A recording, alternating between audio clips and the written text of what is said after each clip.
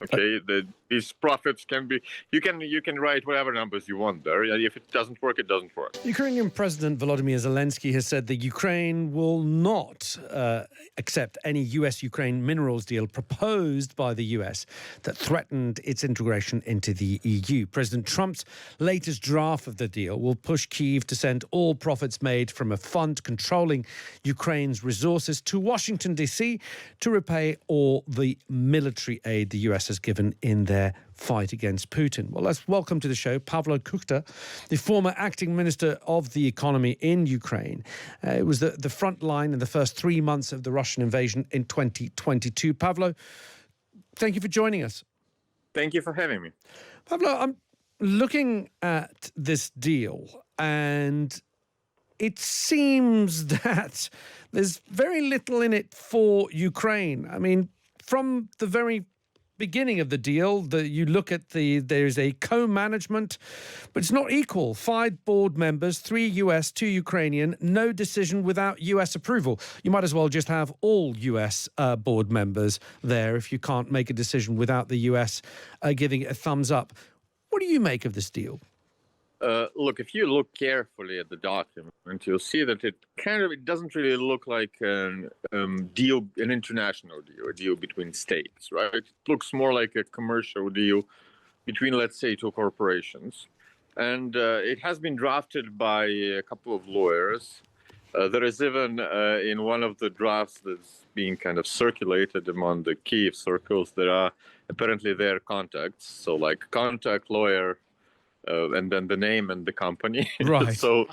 So apparently these are not specialists in international agreements. They're more like commercial law lawyers. So I would say this is a very raw document, right?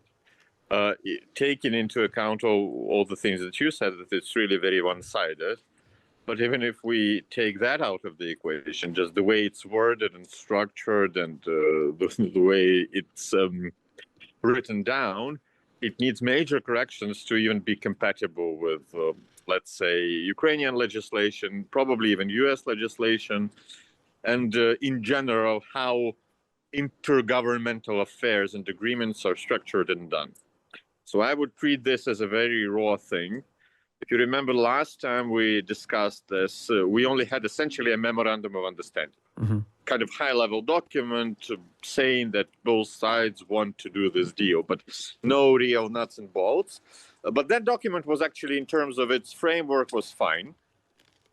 This new document is much more detailed, which is good. I mean, if we want to get the deal, we actually need to have the nuts and bolts in place rather than just some abstract wordings. But this new document now contradicts the first one. So I would say the 2 sides now need to negotiate to bring it back into alignment with the kind of higher level principles that were agreed upon, and then to rewrite quite a lot inside it to be compatible with, let's say, public law rather than purely kind of private and corporate law, because even the way it's done is a bit problematic. Personally, I'm treating it as a very, very raw version. I do not think, I do not think it would be good to pass it even for the Americans in this form, even though it kind of seems to be aligned towards the U.S. interests. I would say it is neither politically stable and sustainable, nor actually commercially viable, to work in the framework like this. And finally, it's legally untenable, right? The question, though, Pavlo, is you may be right. This might be a preliminary, when people get to the table, you always start with somewhere perhaps a little bit more extreme than you are prepared to settle. You've got to start up in order to negotiate yourself down. But do you think that with Donald Trump at the helm, you can have a straightforward negotiation? I mean, things like, and again, I'm looking into the deal right now, who gets paid first? The US gets the full contribution back, estimated at $100 billion, plus 4% annual interest. They also get first rights to buy those minerals that are extracted from the ground. I mean, it's all US-based. Now, if Ukraine is saying, well, hang on a minute, this deal's not quite fair enough or balanced enough, can they negotiate a better term when we've seen that Donald Trump at a few weeks ago turned off all assistance, all intelligence, turned it back on again. But does the Ukraine have a negotiating position? Yes and no. I mean, Ukraine is quite dependent on the U.S., right? But then again, U.S. is the biggest superpower in the world. So logic applies to any kind of negotiations with the U.S. Like, can Israel have leverage against the U.S.? Well, I think it has quite a lot. Seems to me it works for them. So it's a question of how to negotiate with them. What are the arguments, right? Negotiations are not done. They're not just like brute force, I push you, you push me. It's not how it works. You present arguments against arguments, even in tough commercial negotiations of the type that Donald Trump would be used to, like real estate market. Even there, you use arguments over arguments, and the international ones, especially with the countries so intertwined as the U.S. and Ukraine are, it's even more complicated. So you need to have arguments. Again, remember that commercial deals, and this is in essence a very large-scale commercial deal, they have to work legally for them to be interesting. If the deal is really unworkable or may collapse at any moment because it's dubiously legal, it's not a good deal. Okay, it's even if it's on paper good for you. If you can't get what you've written down there, then it's not good for you. Okay, and in this current state, it won't work. Okay, these profits can be. You can write whatever numbers you want there. If it doesn't work, it doesn't work. Okay. Revive.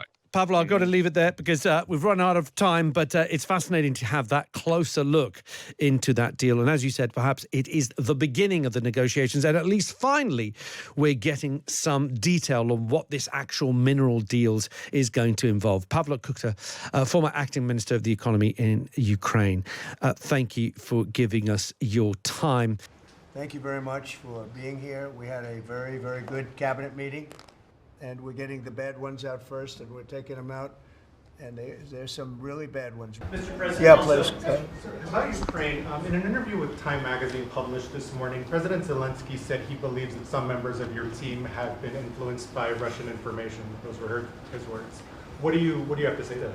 Well, probably they have been influenced to get this thing settled because Ukraine wants to see it settled. I think they have to have it settled. And Russia wants to see it settled. And I think if I weren't president, this would never happen.